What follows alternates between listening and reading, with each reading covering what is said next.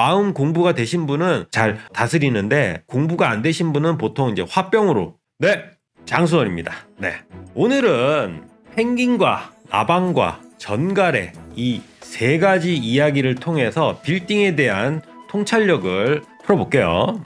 다큐멘터리를 한번 보신 분은 아실 거예요. 남극에서 이 화이트아웃 눈보라가 치는 그 상황에서 이 황제 펭귄이 바다로 가면은 살 수가 있습니다. 하지만은 펭귄이 산으로 가면은 가다가 굶어 죽어요. 근데 이 화이트아웃 상황에서 무리에서 떨어진 이 펭귄은 가끔씩 방향을 잃습니다. 이 펭귄이 산을 바다라고 생각하고 산 방향으로 걸어가는 순간 그 펭귄의 운명은 이미 정해진 겁니다. 그리고 두 번째 이야기는 칠흑 같은 어둠 속에서 활활 타오르는 불빛이 보입니다. 그 불빛이 빨갛고 너무 강렬하다 보니까 이 나방은 그쪽에 죽음이 있을 거라는 생각 자체를 못하고 자기 본능이 이끄는 그 힘을 이길 수 없어서 그 불 속으로 들어가는 나방이 있습니다. 죽음밖에 없지만은 그 이끌림이 너무 강하니까 도저히 멈출 수가 없는 거죠. 그리고 세 번째 이야기는 두꺼비하고 전갈의 이야기인데 무슨 이야기냐면은 둘이서 협약을 맺습니다. 자, 우리가 이 강을 건너는데 두꺼비가 헤엄을 치고 두꺼비 위에 전갈이 올라가서 우리 같이 건너가자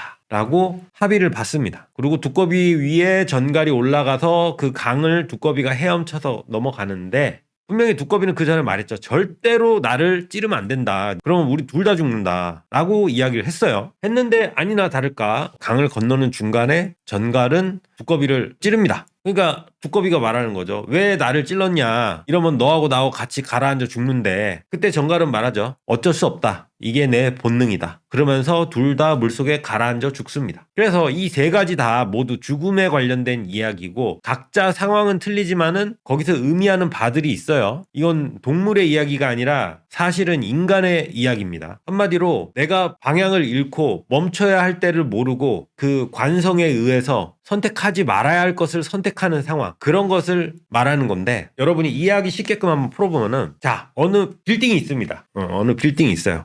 아주 빌딩이 외관도 깨끗하고 관리가 잘 돼 있습니다. 근데 시세보다 굉장히 저렴해요. 조건이 너무 좋은 거죠. 그러니까 이걸 본 투자자는 야, 이거 기회다. 이거는 정말 너무 좋은 조건이고 너무 좋은 빌딩이어서 내가 안 사면은 다른 사람이 계약금을 걸 것 같다라는 조바심이 생기는 겁니다. 이거는 선점을 빨리 해야겠다. 가계약금이라도 먼저 걸어놔야겠다. 이런 생각이 들죠. 근데 그때 이 투자자도 인생을 나이롱뽕으로 산 게 아니라 자기도 산전수전 겪은 사람이니까 머릿속에 뭔가 싹 스치는 생각이 들어요. 무슨 생각이냐? 왜 이렇게 싸지? 이렇게 쌀 수가 없는데 라는 생각이 살짝 스쳤어. 근데 이미 마음속에는 이게 기회다. 이 길밖에 없다. 이게 최선이다라는 것으로 오히려 자기 확신을 더 굳히는 걸로 가기 때문에 의심보다는 확신에 더 힘을 실어주는 상황이 돼버린 거죠. 그러니까 의심은 더 이상 있을 자리가 없다. 이미 확신이 섰어. 근데 사실 그 빌딩은 아직은 서류상으로 깨끗해. 아직은 서류상으로 아무 문제 없고 월세도 잘 나오고 임차인도 잘 들어있고 건물 관리도 잘 돼 있고 문제는 없지만은 아직 정비구역으로 지정이 안 된 걸 뿐이지 전문가 눈에는 이미 그 단계 직전이거나 그 단계로 가는 흐름상에 있는 빌딩인데 그거를 모르는 거죠. 왜? 아까 그 펭귄과 나방과 전갈의 이야기처럼 너무 본능에 이끌려서 이게 기회라고 그 뒤에 있는 너머의 그 리스크나 위험이 보이지 않고 의심보다는 확신이 앞서는 상황. 저 같은 전문가는 그걸 보고 있으면은 당장은 서류상 깨끗하더라도 여러 가지 보는 게 있단 말이에요. 그걸로 보면은 지금 당장 서류로만 깨끗하지 이거는 시간 문제다. 이게 보이는데 당장 지금은 아니다. 당장 지금이 아니고 지금 서류상 깨끗하다고 여기에 들어가시는 분들이 지금 또 있습니다. 지금 또 있어요. 지금 대한민국은 90년대 이후로 대규모로 주택이든 빌딩이든 모든 게 공급되다 보니까 전 지역의 재건축, 재개발 안 섞인 데가 거의 없을 정도예요. 사방이 지뢰밭이야. 다만 지정이 됐느냐 안 됐느냐 그 차이일 뿐이지 그 흐름을 그 리스크를 분석해내지 못한다 그러면은 내가 지금 펭귄이고 내가 지금 나방이고 내가 지금 정갈이 될 수 있는 상황이라는 거죠.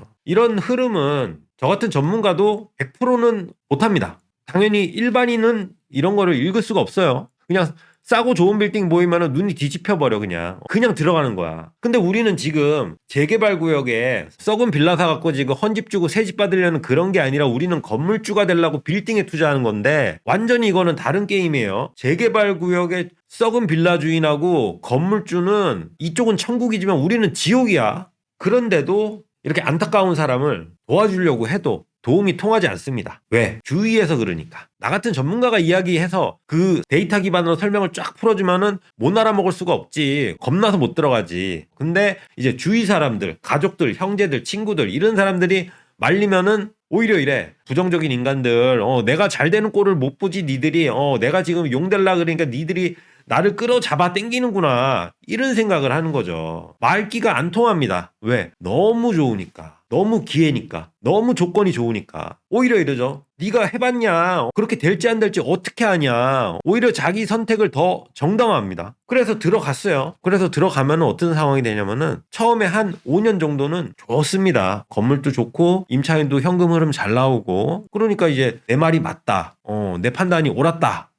그리고 실물 빌딩이 있으니까 리스크가 보이지가 않죠. 그런데 어느 날 뉴스를 보다 보니까 어느 무슨 동에 정비구역으로 지정이 됐다. 정비구역으로 지정이 됐다고 고시공고가 떠요. 뜨는 순간 어떻게 되느냐? 이제 거기 썩은 빌라 가진 사람들은 이제 빌라 프리미엄 붙는 거고, 거기에 이제 빌딩을 갖고 있는 사람들은 이제 늪에 빠지는 거죠. 어떤 늪이냐면은 아주 많은 수의 썩은 빌라 조합원과 소수의 빌딩 주인들이 믹스가 돼갖고, 나는 건물주인데 썩은 빌라 조합원들하고 같이 섞여버리는 거예요. 이 순간부터 10년이 걸릴지 20년이 걸릴지 아니면은 저기 어디처럼 30년이 걸릴지 그 끝을 알 수 없는 재개발의 늪으로 여러분은 들어가는 겁니다. 어떻게 보면 내가 투자한 그 빌딩에 그 돈은 회수를 못하는 돈, 내가 살아 생전에는 회수를 못할 수도 있어요. 정비구역으로 지정되는 순간 임대도 안 들어옵니다. 그리고 임대를 들어와도 인테리어에 돈을 투자하면서 제대로 자기가 그 자리에서 10년 이상 장사를 하겠다라는 그런 태도가 아니라 치고 빠지고 그런 임차인들만 들어와요. 당연히 그러다 보니까 현금 흐름이 점점 나빠지고 공실은 증가하면서 가장 건물주를 힘들게 하는 것은 건물이 팔리지가 않습니다. 정비구역에 있는 건물은 거의 팔 수가 없어요. 왜?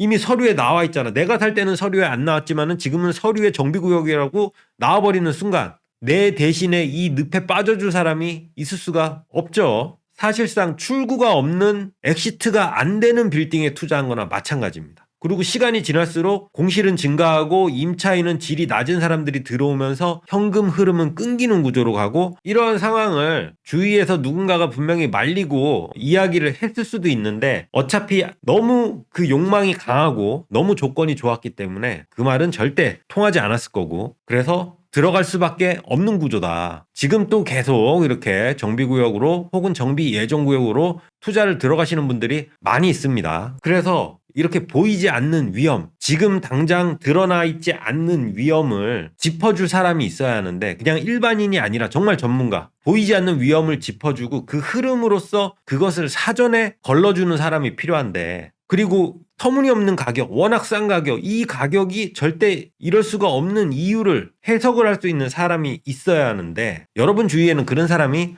없습니다. 그러다 보니까는 대부분 그 펭귄, 나방, 정갈 같은 선택을 많이 합니다. 오늘 이야기를 정리하면은 이 빌딩 투자에서 너무 조건이 좋고 가격이 매력적이면은 우리는 다 그 세 가지 이야기에 해당이 될 수밖에 없고, 그때 나를 멈추게 해주고 올바른 방향으로 수정을 해줄 수 있는, 그리고 내 욕망을 브레이크를 걸어줄 수 있는 사람이 꼭 옆에 있느냐가 여러분이 삶과 죽음이 갈릴 수도 있다. 왜냐면 그 정비구역 잘못 들어가면은, 그러니까 마음 공부가 되신 분은 속으로 이렇게 잘 다스리는데 그 공부가 안 되신 분은 보통 이제 화병으로 이제 안 좋은 쪽으로 많이들 가십니다. 그래서 정말로 여기에는 삶과 죽음이 있다라고 논할 정도로 굉장히 그 영향이 커요. 그래서 제가 이 이야기를 하게 된 이유는 그 눈보라가 치는 그 남극에서 바다가 아닌 저 산, 죽음의 방향으로 홀로 걸어가고 있는 펭귄을 보니까 내가 도와주고 싶은데, 내가 도와주면은 그거는 자연의 법칙에 어긋나는 거니까 도와주지 못하고 안타까운 심정으로 그것을 쳐다봐야 하는 그 마음이 지금 오늘 이 영상을 찍게 된 이유예요. 하여튼 여러분한테는 그런 일이 없었으면 좋겠습니다.